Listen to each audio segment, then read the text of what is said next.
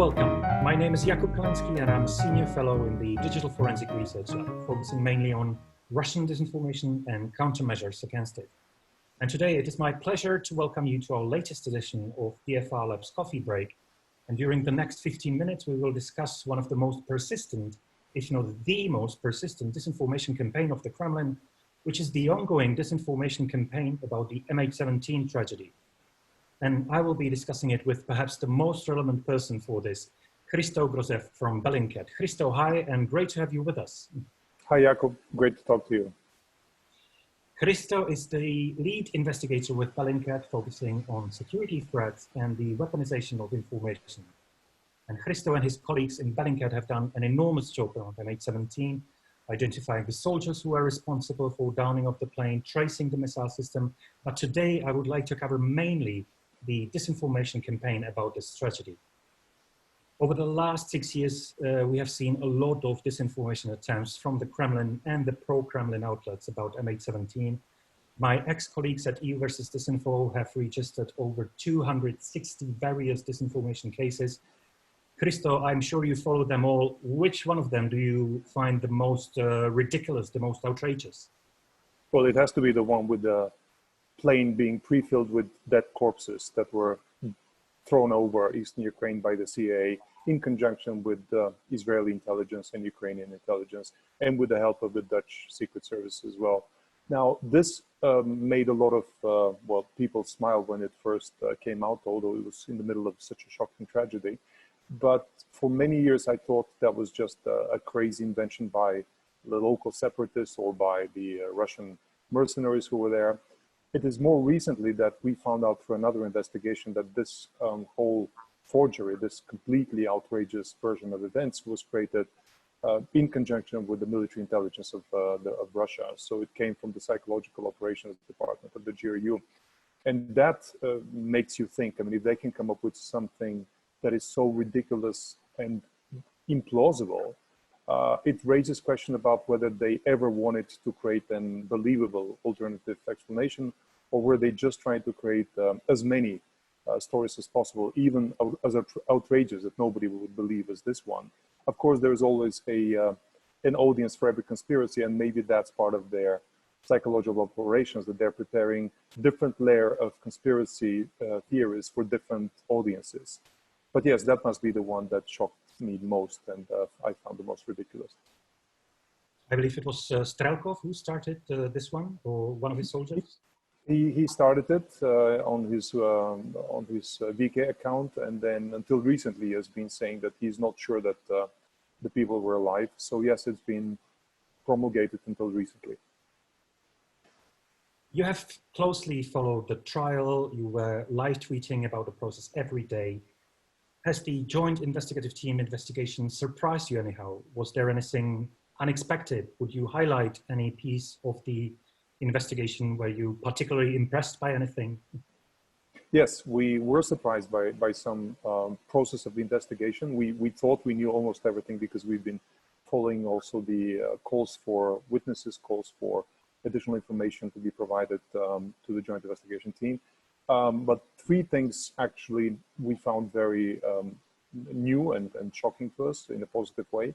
One was the fact that that the joint investigation team had in fact conducted 3 different live experiments with Buk missiles of the same type that was used to shoot down MH17. And 2 of these were conducted in Ukraine and 1 was conducted in Finland. This means they actually exploded copies of clones of the missile that was used to shoot down MH17. Now, nobody wrote about this in real time. No journalist found about these explosions.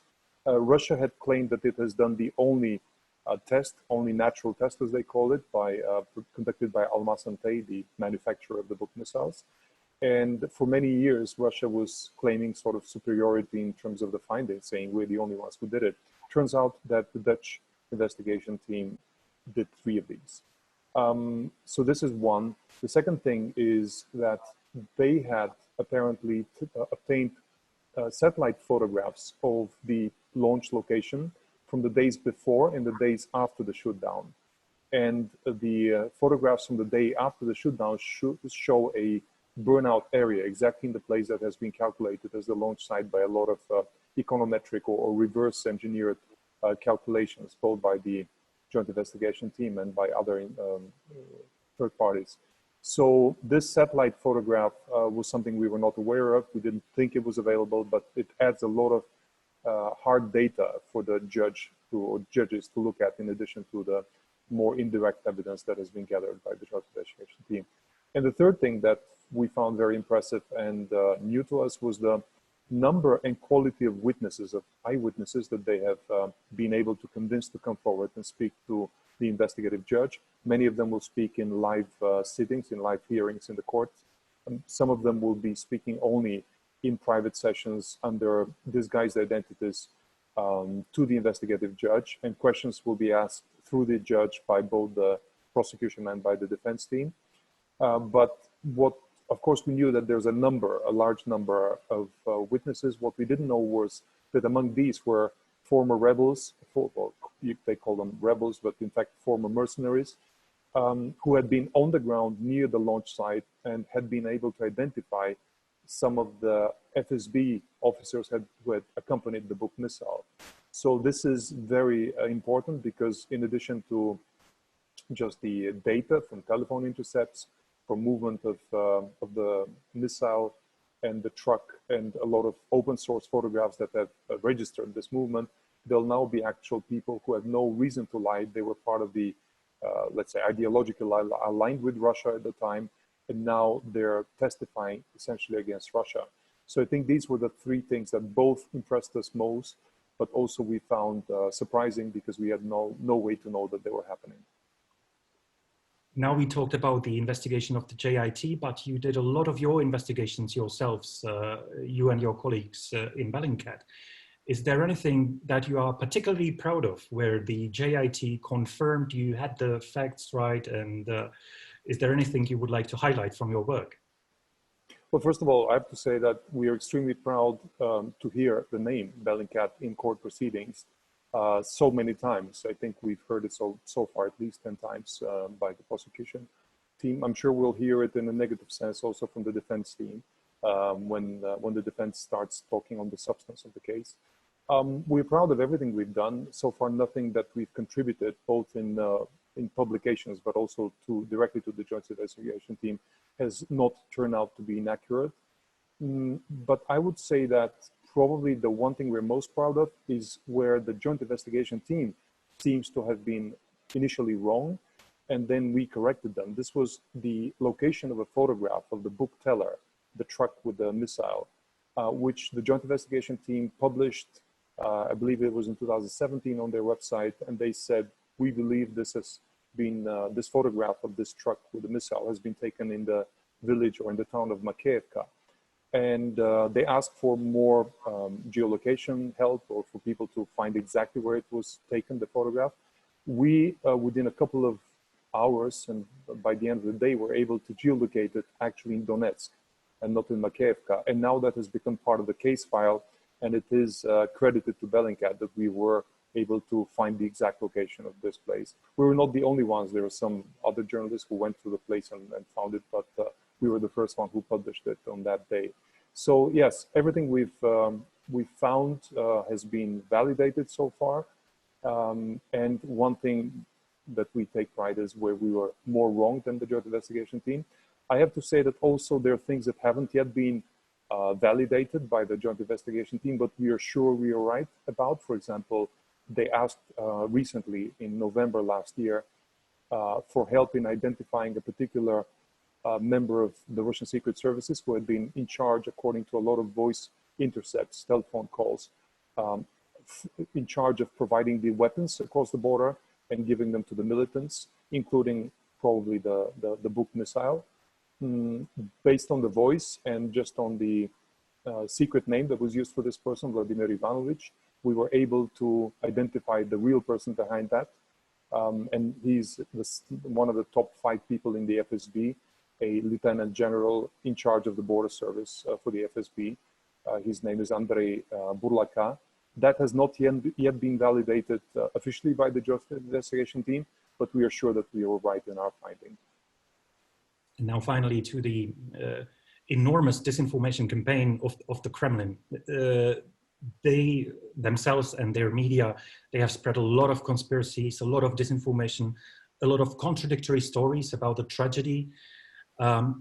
Is there any particular claim of the Russian propaganda machinery that the joint investigative team debunked in a particularly impressive way? I know they were giving them the benefit of doubt and they were verifying and debunking an incredible amount of the stories that Russian propaganda was spreading. Is there anything you would like to highlight in this? I think it's more of the systemic approach that the joint investigation team did in order to not allow Russia to continue, to be able to continue its disinformation campaign.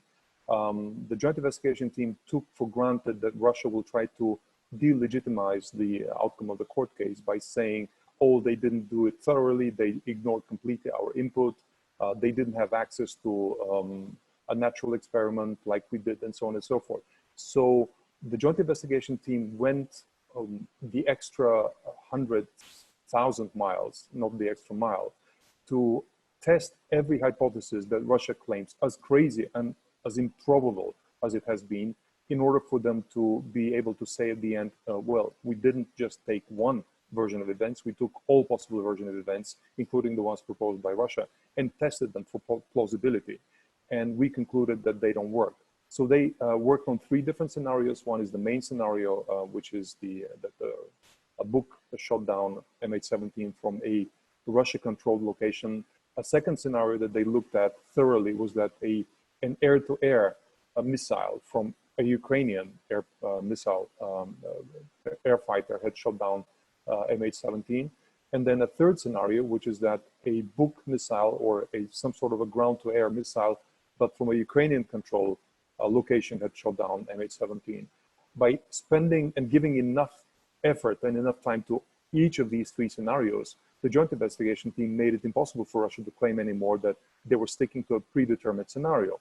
This is one. The second is, as I mentioned earlier, the fact that they're not basing all of their findings on indirect data, on social media posts, or on anything provided by the Ukrainians, by the Ukrainian secret services. This has been a very, very steady accusation by Russia, including as a counter-defense of Russia in a different court proceedings at the European Court of Human Rights, where the families of the victims of MH17 have been suing Russia as a state for the last couple of years.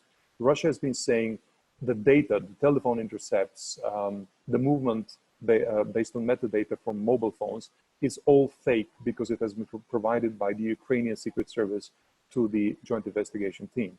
Now, in the court proceedings, we were able to find out that the joint investigation team never took for granted any data received from the SBU in Ukraine.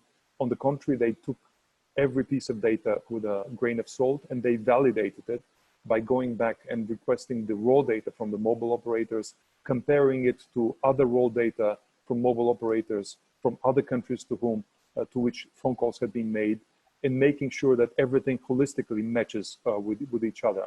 Similarly, they had not taken into account, as Russia has claimed, for granted that the radar data that is missing in certain locations in Ukraine was missing for good reason. They went on the ground and did their own thorough investigation of why that radar was missing.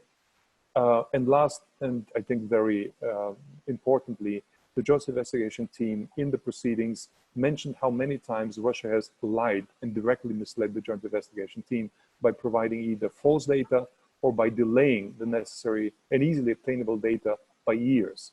So I think with all of this, all the accumulated anger, one could say, within the joint investigation team over the last 6 years over Russia providing fake narratives globally, kind of burst out somewhat in the court proceedings, and the joint investigation team, the prosecution, made it clear that they're not buying this nonsense. Thank you very much, Christo. Thank you very much for finding the time. And thank you. And, since this is a coffee break, are you drinking your coffee? I'm actually drinking. Yeah, I'm drinking coffee, even though it's the afternoon. How do you take it? I take it always black with no sugar, and I usually have one in the morning as soon as I wake up before I pronounce my first words in the morning, and one in the afternoon, just like now. And that gets me through usually another investigation that goes until about 1 or 2 in the morning. Brilliant. Thank you very much once more, and good luck in your future work. Thank you very much.